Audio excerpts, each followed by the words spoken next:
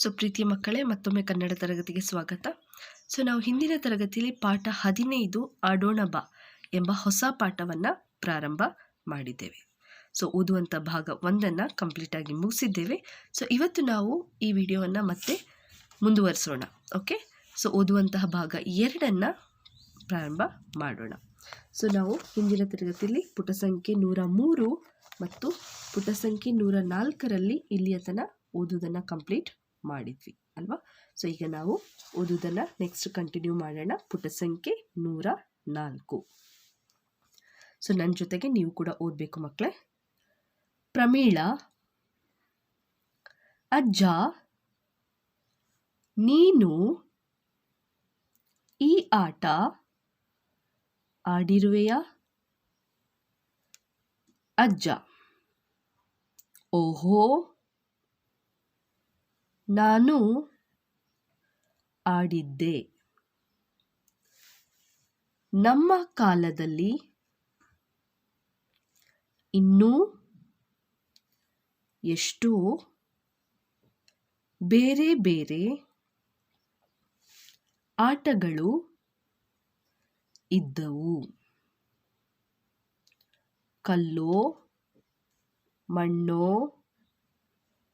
ಚಿನ್ನಿ ದಾಂಡು, ಓಟದ ಆಟ, ಮರಕೋತಿ ಆಟ ಮುಂತಾದ ಹೊರಾಂಗಣ ಆಟಗಳು, ಅಣ್ಣೆಕಲ್ಲು, ಚೌಕಾಬಾರ, ಉದ್ದಿನ ಮೂಟೆ ಮುಂತಾದ ಒಳಾಂಗಣ ಆಟಗಳು ಇದ್ದವು. ಸದ್ಯಕ್ಕೆ ಈಗ ಈ ಆಟ ಆಡೋಣ. ಕಿಶೋರ್: ಆಯ್ತು, ಇನ್ನೊಮ್ಮೆ ಆ ಆಟಗಳನ್ನು ಹೇಳಿಕೊಡು. ಈಗ ಕುಂಟೆಬಿಲ್ಲೆ, ಅಂಕಣ ಬರೆದಾಯಿತು. ಮುಂದೇನು ಮಾಡುವುದು? ನೆಕ್ಸ್ಟ್ ಪುಟದಲ್ಲಿ 105, ಪುಟ ಸಂಖ್ಯೆ 105. ಪ್ರಮೀಳಾ, ಕಿಶೋರ್, ಮೊದಲು ಆಟದ ನಿಯಮ, ಆಟವಾಡುವ ವಿಧಾನ ತಿಳಿದುಕೋ. ಅಜ್ಜ: ಚೌಕದೊಳಗೆ ಎಸೆಯುವ ನಿನ್ನ ಬಿಲ್ಲೆ ಅಂಕಣದೊಳಗಿನ ಯಾವುದೇ ಚೌಕದ ಗೆರೆ ಮೇಲೆ ಬಿದ್ದರೂ ನೀನು ಔಟ್ ಆದಂತೆ. ಅಂದರೆ ಆಗ ಇನ್ನೊಬ್ಬ ಆಟಗಾರರ ಸರದಿ. ಅದೇ ರೀತಿ ಎಲ್ಲ ಚೌಕಗಳಿಗೂ ಬಿಲ್ಲೆಯನ್ನು ತಳ್ಳುತ್ತಾ ಸಾಗುವಾಗಲೂ ಬಿಲ್ಲೆ ಗೆರೆಯ ಮೇಲೆ ನಿಲ್ಲಬಾರದು.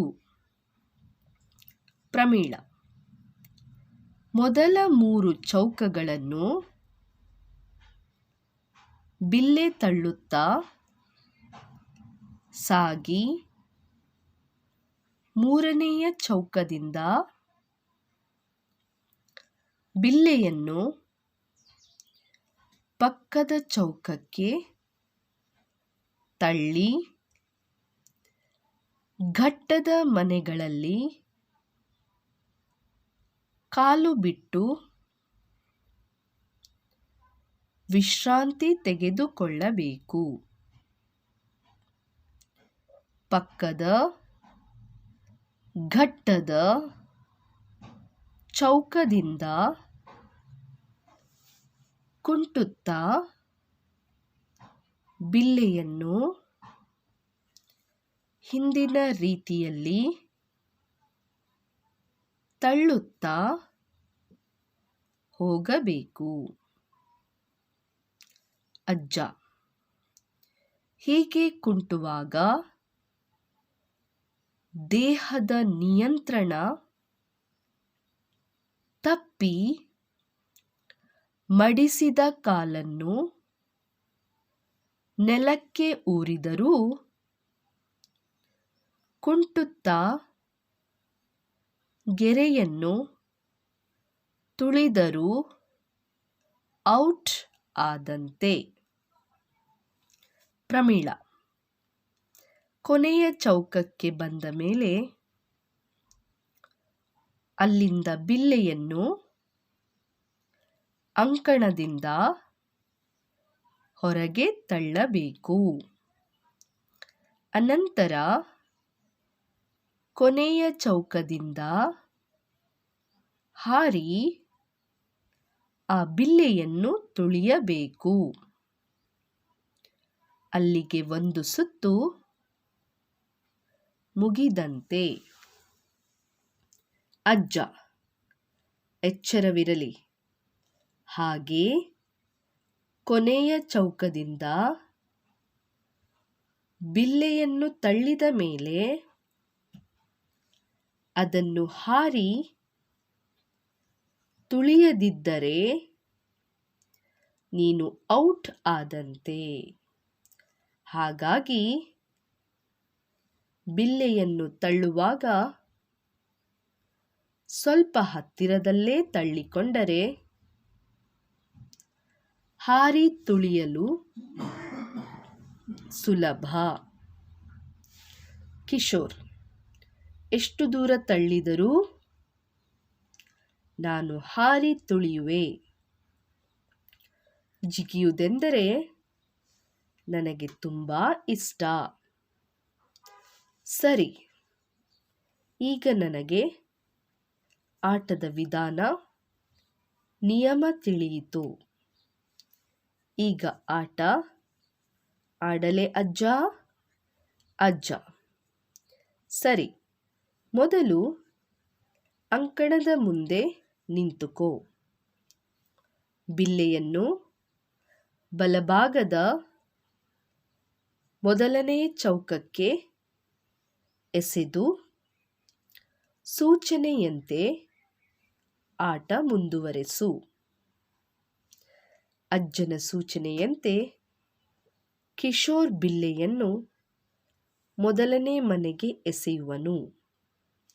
ಕುಂಟುತ್ತಾ ಕಾಲಿನಿಂದ ಬಿಲ್ಲೆಯನ್ನು ಚೌಕದಿಂದ ಚೌಕಕ್ಕೆ ದೂಡುತ್ತಾ ಮೂರನೆಯ ಚೌಕದಿಂದ ಎಡಪಕ್ಕದ ನಾಲ್ಕನೆಯ ಚೌಕಕ್ಕೆ ದೂಡಿ ವಿಶ್ರಾಂತಿಯ ಘಟ್ಟಗಳಲ್ಲಿ ಕಾಲೂರಿ ವಿಶ್ರಾಂತಿ ಪಡೆಯುವನು. ಮತ್ತೆ ಕುಂಟುತ್ತಾ ನಾಲ್ಕನೆಯ ಚೌಕದಿಂದ ಬಿಲ್ಲೆಯನ್ನು ದೂಡುತ್ತಾ 5, 6ನೆಯ ಚೌಕಕ್ಕೆ ಬಂದು ಅಲ್ಲಿಂದ ಹೊರಗೆ ದೂಡಿ ಜಿಗಿದು ಬಿಲ್ಲೆಯನ್ನು ತುಳಿಯುವನು.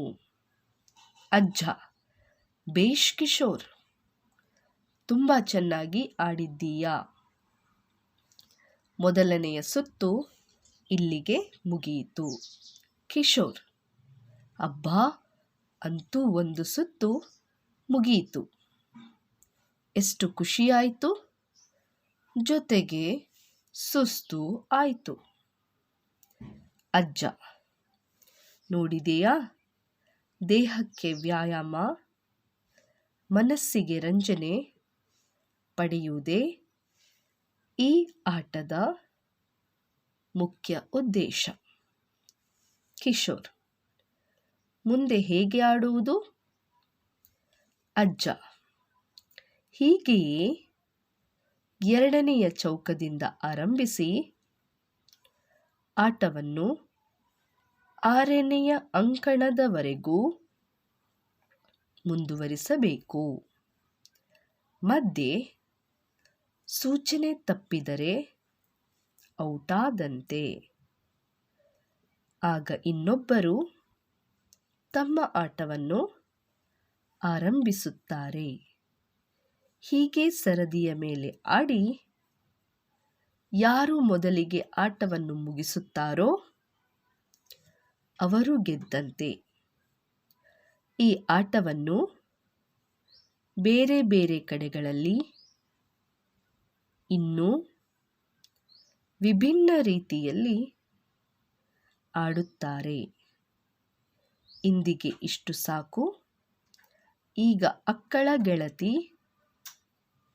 ಪದ್ಮಾ ಬಂದಿದ್ದಾಳೆ. ಅವರಿಬ್ಬರು ಆಡಲಿ, ನಾವು ನೋಡೋಣ ಅಲ್ವೇ? ಕಿಶೋರ್: ಆಗಲಿ ಅಜ್ಜ. ಪ್ರಮೀಳಾ, ಪದ್ಮಾ ಕುಂಟೆಬಿಲ್ಲೆ ಆಡತೊಡಗಿದರು. ಕಿಶೋರ್ ಖುಷಿಯಿಂದ ಆಟವನ್ನು ನೋಡತೊಡಗಿದ. ಓಕೆ, ಸೊ ಮಕ್ಕಳೇ, ಇಲ್ಲಿಗೆ ಓದುವಂತಹ ಭಾಗ 2 ಸಂಪೂರ್ಣವಾಗಿ ಮುಗಿದಿದೆ. ಓಕೆ, ಸೊ ಪಾಠ 15 ಆಡೋಣ ಬಾ ಅಲ್ವಾ? ಸೊ ಈ ಪಾಠದ ಓದುವಂತಹ ಭಾಗ ಕಂಪ್ಲೀಟಾಗಿ ಮುಗಿಸಿದ್ದೇವೆ. ಸೊ ಇವತ್ತು ನಿಮ್ಮ ಹೋಮ್ವರ್ಕ್ ಏನಂದರೆ ಪುಟ ಸಂಖ್ಯೆ 104 ಇಲ್ಲಿಂದ ಪುಟ ಸಂಖ್ಯೆ 106 ಇಲ್ಲಿಯ ತನಕ, ಕೊನೆಯ ತನಕ 2 ಸರಿ ಪಾಠವನ್ನು ಓದಬೇಕು. ಅದು ಇವತ್ತಿನ ನಿಮ್ಮ ಹೋಮ್ವರ್ಕ್. ಓಕೆ, ಮತ್ತೆ ಮುಂದಿನ ತರಗತಿಯಲ್ಲಿ ಅಭ್ಯಾಸ ಭಾಗದೊಂದಿಗೆ ಭೇಟಿಯಾಗುತ್ತೇನೆ. ಅಲ್ಲಿಯವರೆಗೆ ಪಾಠವನ್ನು ಓದ್ತಾ ಇರಿ. ಧನ್ಯವಾದಗಳು.